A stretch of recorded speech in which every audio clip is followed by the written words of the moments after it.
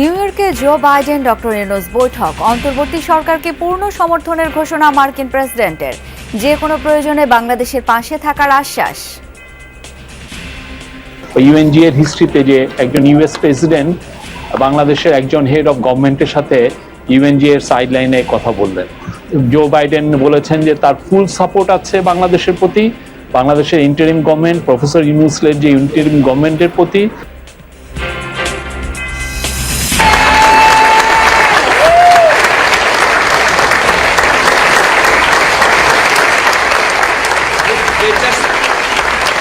They just look like any other young person. You will not recognize. নতুন বাংলাদেশের নির্মাতাদের বিশ্বমঞ্চে পরিচয় করালেন প্রধান উপদেষ্টা doctor Mohammad Yunus. Clinton initiative প্রোগ্রামে তুলে ধরেন দেশ ঘিরে চিন্তাভাবনা। নির্বাচনের সময়সূচি নিয়ে সেনাপ্রধানের বক্তব্যে কেটে গেছে শঙ্কা, বলছেন রাজনৈতিক ও গণমাধ্যম ব্যক্তিত্বরা। রোডম্যাপ ঘোষণার আগে দরকার আলোচনা। যে কমিশনগুলো গঠিত হয়েছে 3 মাস সময় নিয়েছে, কাজগুলো কি কি সেটার উপরেই কিন্তু রোডম্যাপটা, সময়সীমাটা অনেকখানি নির্ধারিত হবে। এখন তো পরিষ্কার, এখন তো উনি জাতির সামনে, দুনিয়ার সামনে কমিটমেন্ট করেছে। সেনাপ্রধানের এই বক্তব্যটাকে আমি ইতিবাচক বলি। পোশাক শ্রমিকদের 18 দফা দাবি মেনে নেয় আজ থেকে সব কারখানা খোলা, বৈরী আবহাওয়ায় হাজির শ্রমিকরা, সতর্ক অবস্থানে আইন শৃঙ্খলা বাহিনী।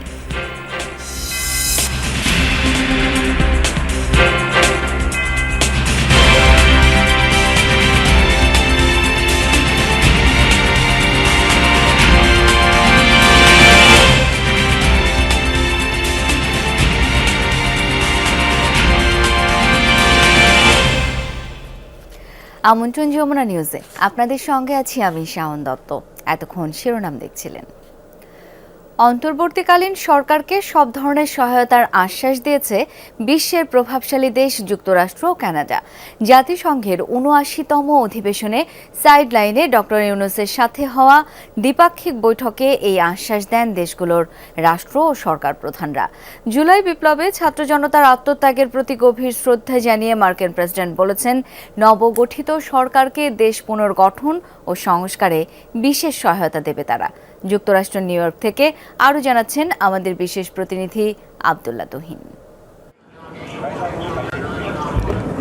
মানবাধিকার বিষয়ে বিশ্বের সবচেয়ে বড় এই সম্মেলনে যোগ দেওয়া অন্যতম প্রভাবশালী দেশ মার্কিন যুক্তরাষ্ট্র। দেশটির প্রেসিডেন্ট জো বাইডেনের সাথে একান্তে ৮ ঘন্টারও বেশি সময় বৈঠক করেন অন্তর্বর্তী সরকারের প্রধান ডক্টর মোহাম্মদ ইউনূস। অত্যন্ত সৌহার্দ্যপূর্ণ এই বৈঠকে বাংলাদেশের সংস্কার এবং পুনর্গঠনে ডক্টর মোহাম্মদ ইউনূসের সরকারকে সব ধরনের সহযোগিতার প্রতিশ্রুতি দেন মার্কিন president. Chief adviser, head of the government professor Mohammad ইউনূসের সাথে সাক্ষাৎ করেছেন। এটা ছিল একটা রেয়ার মিটিং এবং আমরা একটু খোঁজ নিয়ে দেখেছি যে এই প্রথম বাংলাদেশের হিস্ট্রিতে, ইউএনজি এর হিস্ট্রিতে যে একজন ইউএস প্রেসিডেন্ট বাংলাদেশের একজন হেড অফ গভর্নমেন্টের সাথে ইউএনজি এর সাইডলাইনে কথা বললেন। মিটিংটা খুবই বন্ধুত্বপূর্ণ ছিল, আপনারা ছবিগুলো দেখেছেন। বিগত প্রায় 3 দশকের ইতিহাসে মার্কিন কোনো সরকার প্রধানের সাথে এটা দ্বিতীয় বৈঠক। ঐতিহাসিক এই বৈঠকে দ্বিপাক্ষিক নানা বিষয়ের পাশাপাশি জুলাই বিপ্লবে ছাত্র জনতার আত্মত্যাগকে শ্রদ্ধার সাথে স্মরণ করেন জো বাইডেন। জো বাইডেন বলেছেন যে তার ফুল সাপোর্ট আছে বাংলাদেশের প্রতি, বাংলাদেশের interim government, professor Yunus led যে ইন্টারিম গভর্নমেন্টের প্রতি, এবং উনি জানতে চেয়েছেন কি কি সাপোর্ট লাগবে আরো। হ্যাঁ, এবং উনি বলেছেন যে এই স্টুডেন্টরা যদি এত স্যাক্রিফাইস করতে পারে তাহলে আমরাও তো আরো অনেক কিছু করতে পারি বাংলাদেশের জন্য। একই দিন ডক্টর মোহাম্মদ ইউনূসের সরকারকে পূর্ণ সমর্থনের কথাও জানান আরেক প্রভাবশালী দেশ কানাডার প্রধানমন্ত্রী জাস্টিন ট্রুডো। অধিবেশনের এক পর্যায়ে সৌজন্য বৈঠকে তিনি বাংলাদেশ পুনর্গঠনে সরকারকে সব ধরনের সহযোগিতার আশ্বাস দেন। জাস্টিন ট্রুডো বাংলাদেশের গভর্নমেন্টকে তার সাপোর্টের কথা বলেছেন।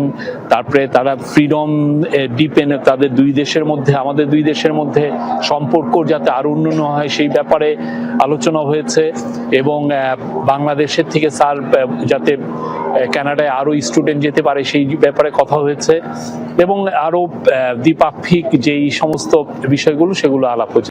সকালে অধিবেশনের শুরুতেই ডক্টর মোহাম্মদ ইউনূস অনানুষ্ঠানিকভাবে সৌজন্য সাক্ষাৎ করেন জাতিসংঘের মানবাধিকার বিষয়ক কমিশনের প্রধান, ব্রাজিলের প্রেসিডেন্ট, বিশ্বব্যাংকের প্রধান সহ বেশ কয়েকজন নেতার সাথে। প্রথমবারের মতো সরকার প্রধান হিসেবে জাতিসংঘ অধিবেশনে এসে মার্কিন প্রেসিডেন্টের সাথে একান্ত বৈঠকটা ছিল সবচেয়ে বড় চ্যালেঞ্জ। সেটা সফলভাবে সম্পন্ন হওয়ায় অনেকটা স্বস্তি ফিরে এসেছে অন্তর্বর্তীকালীন এই সরকারের প্রতি। মার্কিন প্রশাসন সার্বিক সহায়তার যে আশ্বাস দিয়েছেন সেটা এখন বাংলাদেশ কিভাবে আদায় করে নিতে পারে বা কিভাবে সেই সমর্থনকে কাজে লাগাতে পারে সেটা এখন দেখার বিষয়। আব্দুল্লাহ তুহিন, যমুনা নিউজ, জাতিসংঘ সদর দপ্তর, নিউ ইয়র্ক, যুক্তরাষ্ট্র।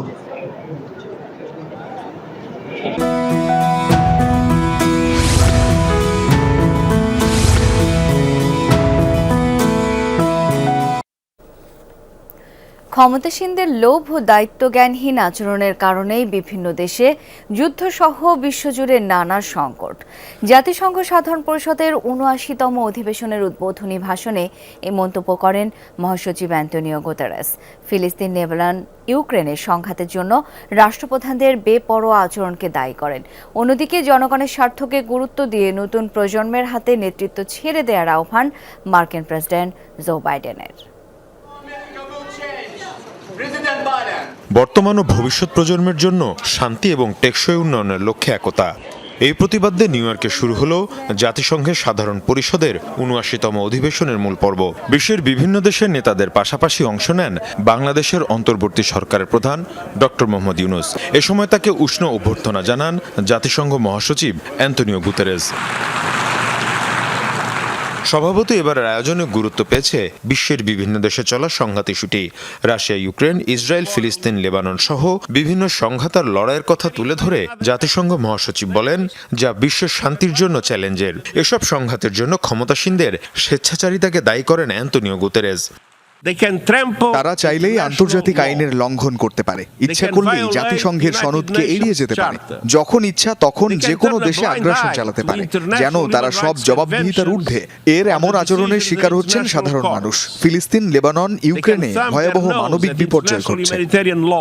১৯৩ সদস্যের জাতিসংঘের বার্ষিক অধিবেশনে আগ্রহের কেন্দ্রে ছিল মার্কিন প্রেসিডেন্টের ভাষণ। এ সময় জো বাইডেন বলেন, দায়িত্বশীল ব্যক্তিদের উচিত সাধারণ মানুষের চাহিদাকে প্রাধান্য দেয়া। তরুণ প্রজন্মের হাতে নেতৃত্ব ছেড়ে দেওয়ার বিষয়ে জোর দেন বাইডেন। মানুষের স্বার্থেই আমি নির্বাচন থেকে সরে আসার সিদ্ধান্ত নিয়েছি, কারণ মনে করেছি নতুন প্রজন্মের হাতে নেতৃত্ব ছেড়ে দেওয়ার এটাই সময়। কারণ কিছু বিষয় আছে যেগুলো ক্ষমতায় যাওয়ার চেয়েও অনেক বেশি গুরুত্বপূর্ণ। তার মধ্যে অন্যতম হলো মানুষের স্বার্থ, আর এটাই গণতন্ত্র। এর পাশাপাশি জলবায়ুর পরিবর্তন, টেকসই উন্নয়ন সহ বিভিন্ন সংকট সমাধানে ঐক্যবদ্ধ প্রচেষ্টার উপর জোর দেন নেতারা। মীর মুশফিকা হাসান, যমুনা নিউজ। বিশ্বমঞ্চে বৈষম্য বিরোধী ছাত্র আন্দোলনের সমন্বয়করা নিউ ইয়র্কে ক্লিন্টন গ্লোবাল ইনিশিয়েটিভ অনুষ্ঠানে ৩ শিক্ষার্থীকে পরিচয় করিয়ে দিলেন বাংলাদেশের অন্তর্বর্তীকালীন সরকারের প্রধান উপদেষ্টা ডক্টর মোহাম্মদ ইউনূস। জানান, তরুণ এই প্রজন্মের হাত ধরেই জন্ম নিয়েছে নতুন বাংলাদেশ। অকাতরে প্রাণ দিয়েছে ছাত্র জনতা। একই সাথে করেন ক্লিন্টন পরিবারের সাথে দীর্ঘ বন্ধুত্বের স্মৃতিচারণ। They just look like any other young person. You will not recognize them. But when you see them in action, when you hear them speak, you'll be shaking. They shook the whole country. Leaders স্টেজে এইভাবেই বৈষম্য বিরোধী ছাত্র আন্দোলনের সমন্বয়কারীদের ৩ জনকে পরিচয় করিয়ে দেন doctor Mohammad Yunus. And they are the one creating the new version of Bangladesh. Let's wish them a success. এর আগে ছাত্র জনতার আন্দোলন, নতুন বাংলাদেশ নিয়ে তাদের ভাবনা, কার্যক্রম তুলে ধরেন প্রধান উপদেষ্টা। Suddenly all the young people of Bangladesh got together and said, enough is enough. We are not going to tolerate it anymore.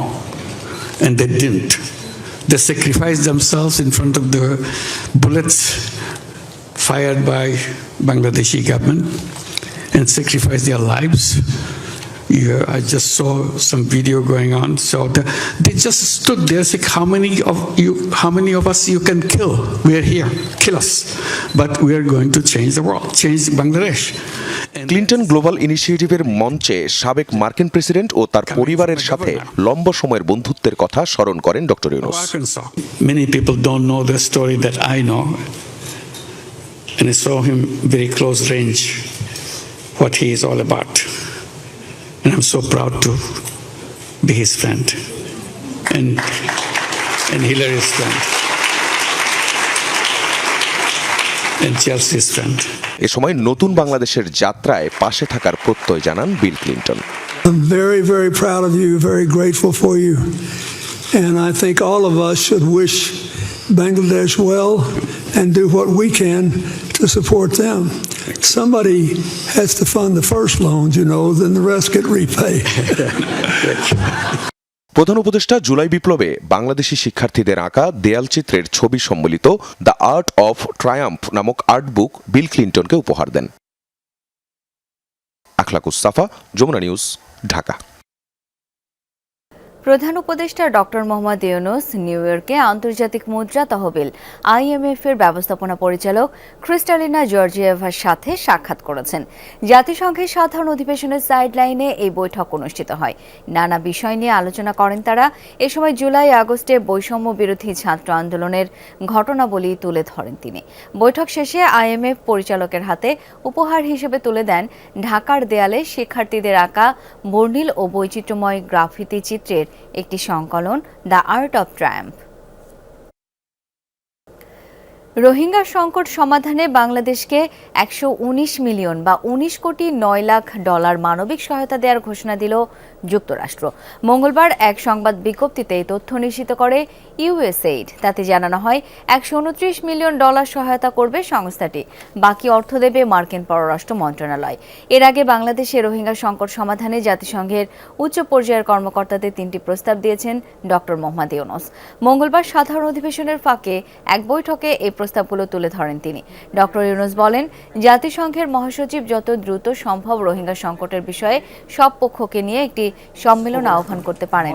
জানান, UN সিস্টেম এবং বাংলাদেশের যৌথভাবে পরিচালিত জয়েন্ট রেসপন্স প্ল্যান আরও শক্তিশালী করা দরকার।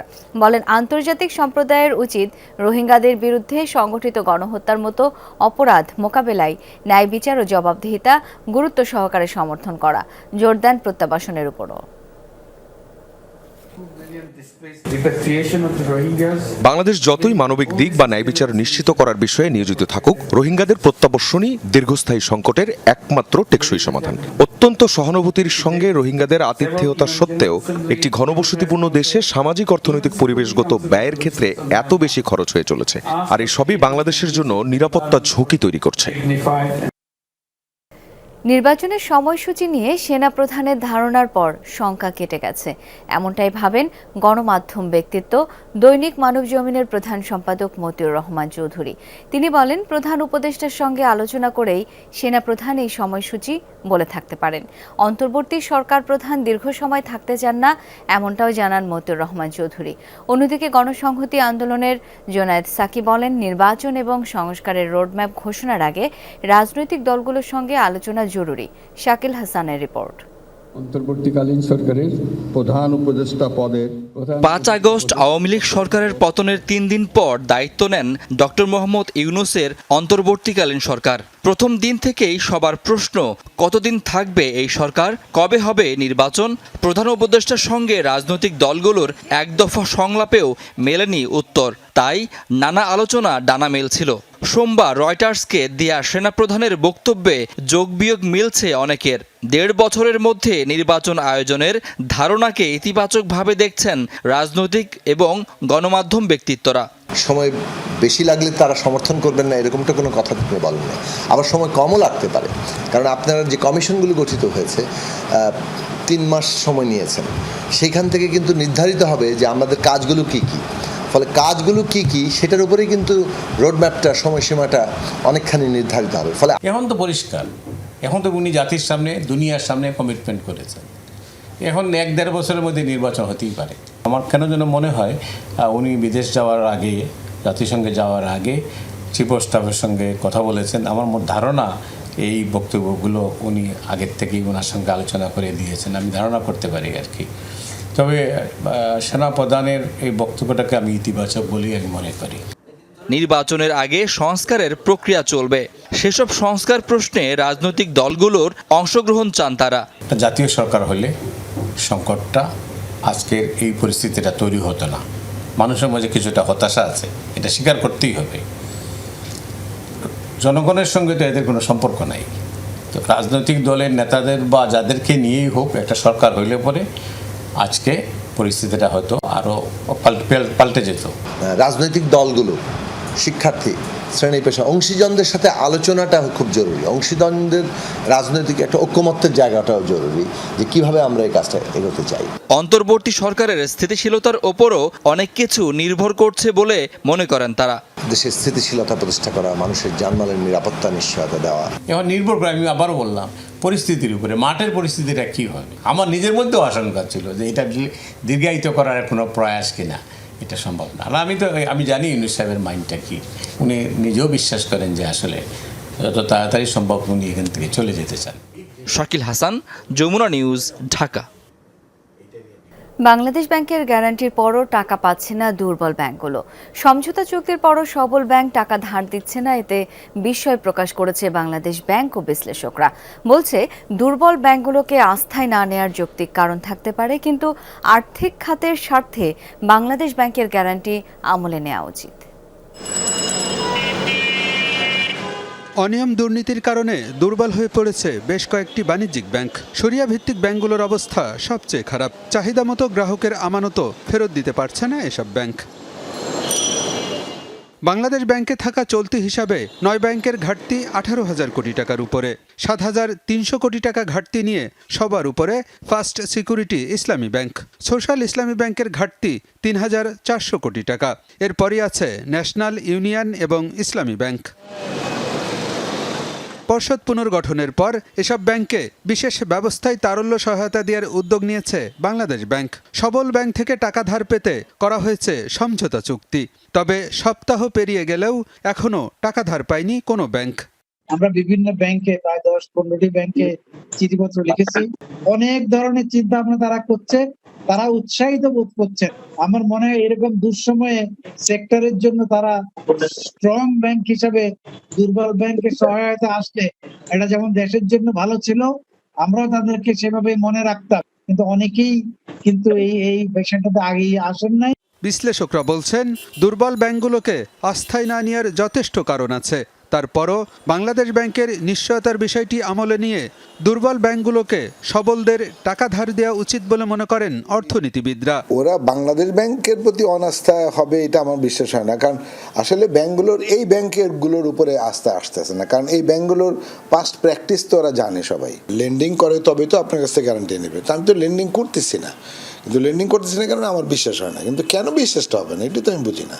লেন্ডিংটা মানে বিশ্বাস তো আর জোরের ব্যাপার না, তাই না?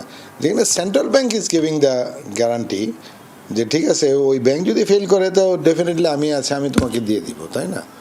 তো সেটা অবিশ্বাস করার তো আমি কিছু দেখি না। দুর্বল ব্যাংকগুলো টাকা ফেরত দিতে ব্যর্থ হলে বাংলাদেশ ব্যাংক তা ফেরত দিবে। এ বিষয়ে কেন্দ্রীয় ব্যাংকের সাথে সমঝোতা চুক্তিও হয়েছে।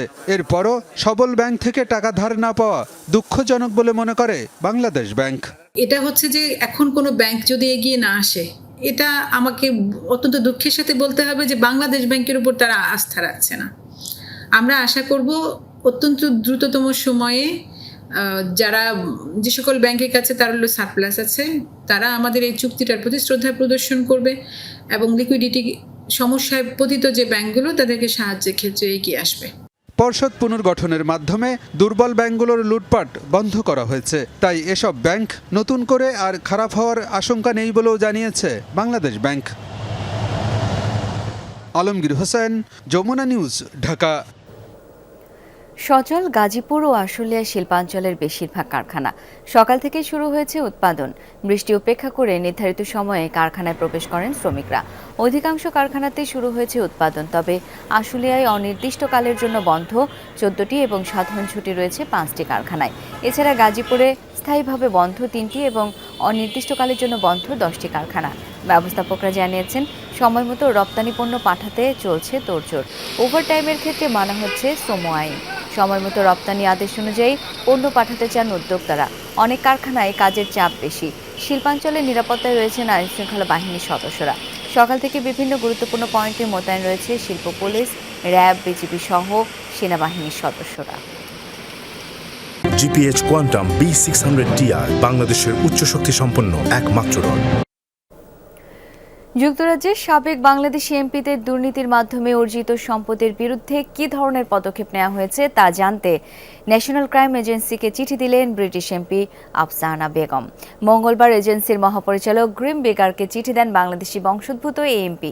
শেখ হাসিনা সরকারের যেসব মন্ত্রীর বিরুদ্ধে ব্রিটেনে অর্থ পাচারের অভিযোগ রয়েছে সেগুলো তদন্তের পাশাপাশি ব্রিটেনে গচ্ছিত সম্পদ জব্দ এবং অপরাধীদের আইনের আওতায় আনার পদক্ষেপ নিতে বলেন তিনি।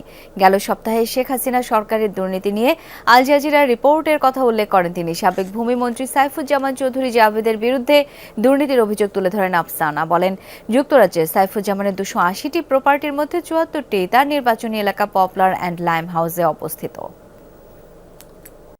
আরও 2 মামলায় গ্রেপ্তার দেখানো হয়েছে সাবেক প্রধানমন্ত্রীর উপদেষ্টা সালমান এফ রহমান, আইনমন্ত্রী আনিসুল হক, সমাজ কল্যাণ মন্ত্রী দীপু মনি, আইসিটি প্রতিমন্ত্রী জুনায়েদ আহমেদ পলককে। বৈষম্য বিরোধী ছাত্র জনতার আন্দোলন চলাকালে বাড্ডা থানা এলাকায় সোহাগ মিয়া ও হাফিজুল শিকদারকে গুলি করে হত্যার অভিযোগে আলাদা 2 মামলায় নতুনভাবে তাদের গ্রেপ্তার দেখানো হয়। বুধবার সকাল 7টা নাগাদ কারাগার থেকে তাদের ঢাকা চিফ মেট্রোপলিটন ম্যাজিস্ট্রেট আদালতে হাজির করে পুলিশ। এ সময় মামলা তদন্তকারী কর্মকর্তা তাদের গ্রেপ্তার দেখানোর আবেদন করেন, যা মঞ্জুর করেন আদালত। নির্দেশনার বিরুদ্ধে জামিন আবেদন করেন আসামি পক্ষের আইনজীবী, তা নামঞ্জুর করে কারাগারে পাঠানোর আদেশ দেন আদালত।